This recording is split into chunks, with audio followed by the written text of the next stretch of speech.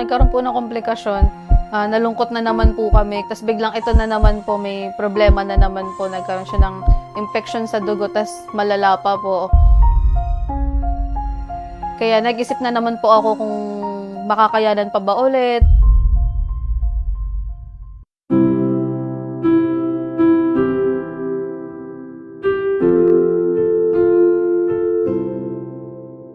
Ako po si Jazel, nanay ni Rhys Kiara na may congenital heart disease po.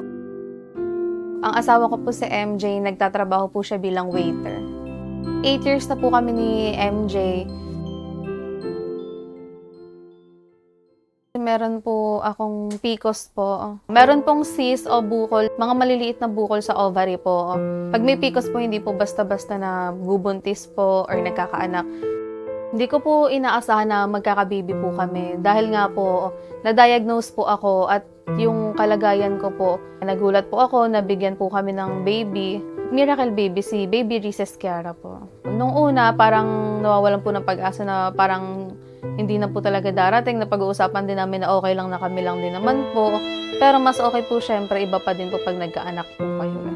Kaya po, hindi po talaga tumitigil din yung panalangin po namin. Dinasal ko po talaga siya kasi personally naniniwala po ako sa Panginoon. At alam ko po na kahit minsan, kahit anong sakit mo, kahit anong healthy living mo, siya lang po nakakaalam. Plano niya lang po lahat yun. Kung bibigyan ka po niya ng baby, kung ano po yung mga gagawin niya pa po sa buhay niya po. Hindi po namin inasahan talaga. Mag-performance na po yung tiyan ko noon, hindi pa po namin alam. Akala ko po tumataba lang po ako ulit dahil nga may PCOS po ako. Na-confirm ko po na buntis ako nung November 12, nagpa-check up po ako sa OB ko, tapos in-ultrasound po ako agad. Tapos narinig ko na may heartbeat na agad, 4 months na po pala kasi. Tuwan-tuwa po talaga kami. Kahit medyo kinakabahan kami, mahirap po maging magulang, hindi po basta-basta. Siyempre nananaig po na masaya po kami kasi nagkaroon kami ng miracle baby po. Yung naging Pasko po namin noon, masaya po talaga. Kasi buntis po ako, alam po namin na may inaasahan na kaming baby, kasama na namin siya. Yun po yung unang Pasko, na nanay na din po ako. Malaki po yung naging preparasyon namin dahil syempre miracle baby siya, gusto namin ibigay lahat sa kanya, mga pangangailangan niya. Matagal po na nag-ipon kami. Simula nung nalaman po namin, yun, nagtatabi na po kami para sa mga pambili ng gamit niya, panggasto sa ospital. Habang lumalaki po yung tiyan ko, bilang nanay, mas lalo po ako nagiging excited, tsaka mas nagiging masaya po kasi papalapit na po ng papalapit yung araw na makikita po namin sa Baby Rhys po. Dumating na nga po yung kabuwanan ko. Nanganak na nga po ako ng May 16, 2025, 9 a.m. po.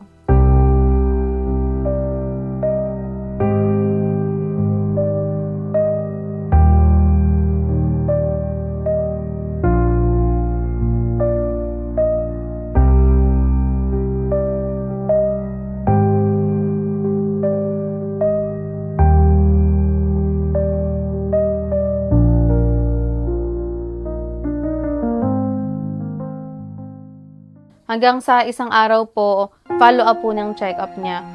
Magto 2 months po siya noon, biglang may narinig daw po na murmur dun sa puso niya. Hindi po nakita sa kahit anong ultrasound, yung mga ganong kondisyon po, may butas po yung puso niya.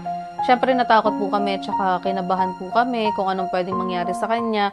Habang pinagmamasdan ko siya na inosente, walang kamalay-malay sa kung ano nangyayari sa kanya, nalulungkot po talaga kami na kailangan niya pong pagdaanan yun. Nung nagpunta na po kami sa heart center, nanghingi ng advice po, yung pinakamagandang solusyon po talaga ay maoperahan po siya sa puso at takpan po yung butas sa puso niya. Lalo na po kasi masyado pong malaki yung butas para sa edad niya po na 3 months. Malungkot po ako, magulo po yung isip namin nun eh. Ano bang nagawa ko? Kasi hindi po ganun kadali na pagdaanan din po namin bilang magulang at bilang first time na nanay po. Sinabi naman po ng doktor na hindi pa rin po nila mabibigay sa amin yung 100% na magiging okay siya. Kaya talagang hanggat hindi po siya na-ooperahan, nangangamba po talaga kami. Patuloy po kami nag-iisip ng kung ano-ano din po, pero nagdadasal pa din po kami. Bago po mangyari yung operasyon, nabigyan po kami ng quotation na naghahalagang 800,000. Di rin naman kami mayaman para makapag-produce po agad ng ganong kalaking pera. Nung nalaman ko po to, ang una pong pumasok sa isip ko na po nang lalapitan ko po ay si Kagawad Nino Junicio po at si Kapitan Cesar Junicio po. ng Barangay Ramon Magsaysay. Ilalapit po kami kay Congressman Arjo Atayde po. Nabigyan po kami ng tulong para kay Baby. Pumunta po ako sa office ni Kong Arjo Atayde. Una po, 100,000 pesos po. Bali, nang bumalik po kami sa opisina ni Kong Arjo at sinabi ko po na malaki pa yung kulang namin, binigyan po ako ng karagdagan pang 100,000 pesos po ulit. Total na 200,000. Nung natanggap po namin yung tulong mula kay Kong, sobrang saya na po ng puso din namin noon at nabawasan po yung iniisip namin.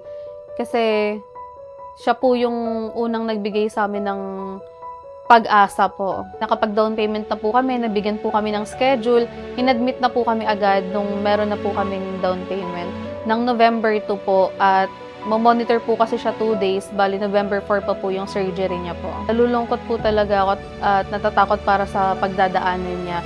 Pero kasi syempre pag nanay ka po, dapat malakas po yung loob mo at hindi mo pinaparamdam sa kanya na mahina ka. Kasi nakikita mo rin sa anak mo na malakas siya. Marami pong risk, lalo na po baby siya. Anytime pwede siyang mag-collapse, anytime pwede siyang mag-bleeding, magka-infection. Ayun po yung mga risk po na hindi po basta-basta nawala sa isip ko nung gabi bago siya operahan. Habang naghihintay po kami, takot na takot po kami, syempre kinakabahan po kami kung ano po mga pwedeng mangyaring susunod.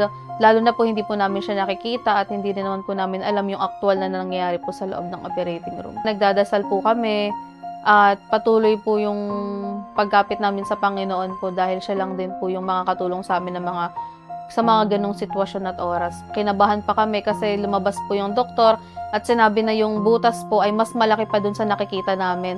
Mas malaki pa siya sa actual. Bali, ang estimated lang kasi namin 0.3 to 0.7. Pero nung operasyon na, umabot po siya ng 1.2 cm po. Bali, malaki po talaga yung diferensya.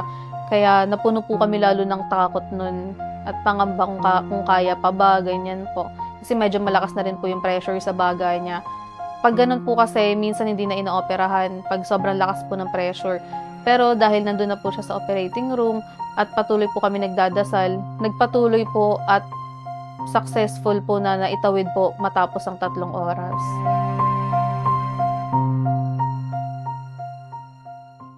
Habang minamasdan ko po siya noon, nalulungkot po ako na napagdaanan niya po yun, pero masaya din po dahil hindi po kami pinabayaan ng Panginoon po.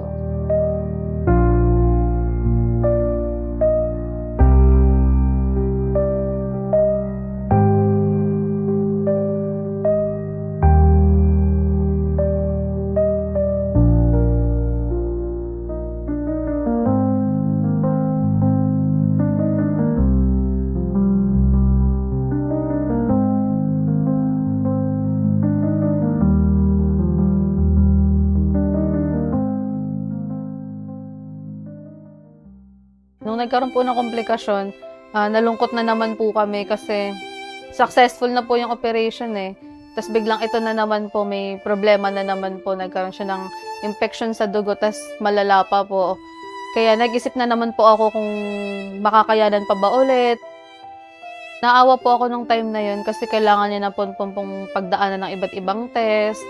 Marami pong turok yung ginagawa sa kanya. Ilang beses po siyang kinuhanan ng dugo. Nahirapan po siya sa bagay na kada kukuha na siya ng dugo, talagang nasasaktan po siya at nahihirapan po kasi di po basta-basta nakikita yung ugat sa baby. Tapos, ina-antibiotic din po siya. Makikita mo rin po sa kanya na nahihirapan po siya dun sa mga nakakabit sa kanya kasi dun po dumadaan yung mga antibiotics. Talagang may iyak ka eh. Sabi mo na sana ikaw na lang eh. Na sana ikaw na lang yung natutusukan, nakukuha na ng dugo. Kasi yung bata naman kahit hindi nila masyadong iniinda yung pain, makikita mo sa kanila na nahihirapan sila, hindi sila nakakagalaw ng maayos. Kaya talagang bilang nanay, masakit po sa akin, sa amin mag-asawa. Sa mga ganong sitwasyon po talagang kailangan mong lumaban eh, kasi nasimulan na po yun eh. At talagang kailangan mo lang kumapit sa Panginoon kasi sa mga sitwasyon na hindi mo na alam kung anong gagawin mo at kung anong pwedeng mangyari. Naging bill po namin sa ospital, talagang tumaas na po siya bigla. Kasi tumagal po, bukod sa tumagal siya sa ICU, tumagal din po kami sa ward. Marami pong naging charges, mga professional fee po ng doktor na dagdagan. Hanggang sa yung bill po namin, umabot po siya ng 1.3 million po. Ito na ang aming 1.3 million baby. Si Baby Risa Ciara.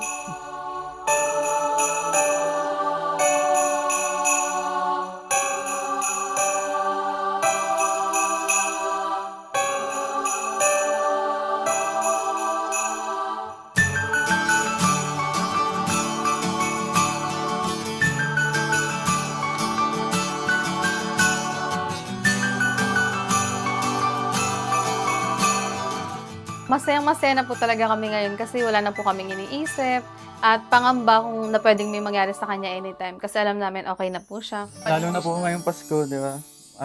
Okay na po, wala na pong masyadong iniisip, ganun.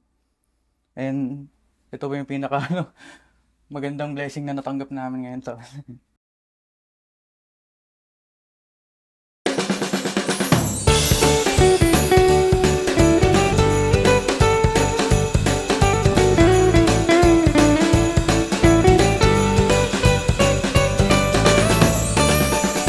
Hello po. Magandang umaga po. Hello po.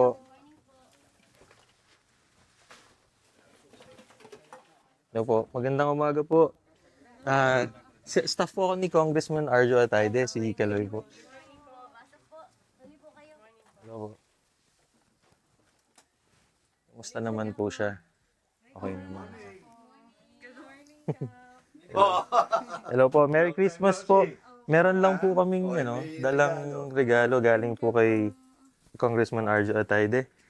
Unting pamaskong handog lang po siya. Tapos kamusta naman po yung parang status niya na may check-up pa siya, follow-up or... Po ngayon po, since bagong surgery pa lang po, madalas pa po yung follow-up niya, tsaka matataas pa rin po yung gamot niya kasi yung pag-pump ng puso, hindi naman po basta-bastang kailangan baguhin. Unti-unti lang po babawasin yung dosage. Parang inaaral pa po ng katawan niya yung bagong puso niya po. Pero totally okay naman na po siya, no? Opo, To be very ano. okay po talaga siya. Bali, ilang buwan na ba siya? Ano po, bali 6 months po siya ngayon. Nung in-open heart surgery po, 5 months. 5 months. Opo. Medyo nagbo-bluish yan nun. Opo. Lalo na kapag, hirap huminga. Opo, Di ba? Mabilis yung hinga niya Gano'n ngayon. naman. Nawala na. Buti naman. Hindi pa rin kayo nakalimutan. Nagpadala pa rin ng pang-Christmas nyo. Opo, Yan. Saka ito, may pang Ayan. May apple. Oh. Ito po.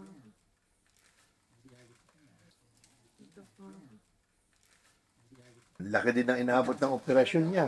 Opo, umabot po ng 1.3. 1.3 million yan, di ba? Opo. Oo. Wow, magagamit niya po talaga. So, pagdating kay Kung Adjo, hindi pera pinag-uusapan, kundi kaligtasan. Opo. Di ba? Totoo po. Lalo na bata. Opo, Angel yan. sobrang bilis po kasi wala pang 1 linggo na bigyan kami agad kasi biglaan din po yung admission niya Merry Christmas po and Happy New Year po Merry Christmas. Opo, Thank you po. Mula sa barangay, tsaka sa puso, tsaka sa pagmamahal ni Kung Adjo sa atin. Opo. Itong Arjo and syempre sa Mother Council po namin sa Barangay Ramon Magsaysay at sa mga staff po. Talagang sinadya po kami dito para sa baby po namin. Simula, umpisa hindi pa siya na-opera. Hanggang ngayon na natapos po yung operation po ni baby. Merry Christmas and Happy New Year po.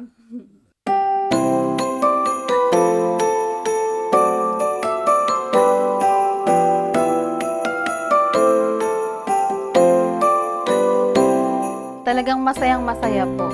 Kasi tapos na po yung mga pagsubok sa amin.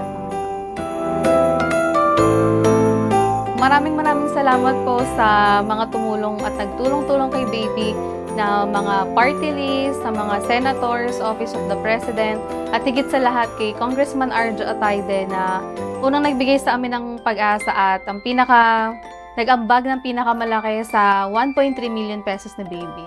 Thank you po!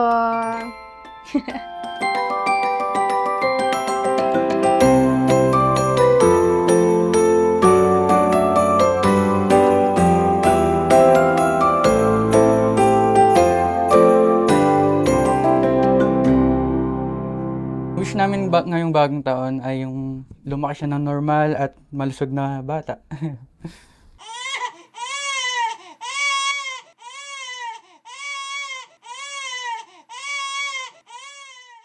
Lalo akong magsisikap ngayon 2026 sa trabaho.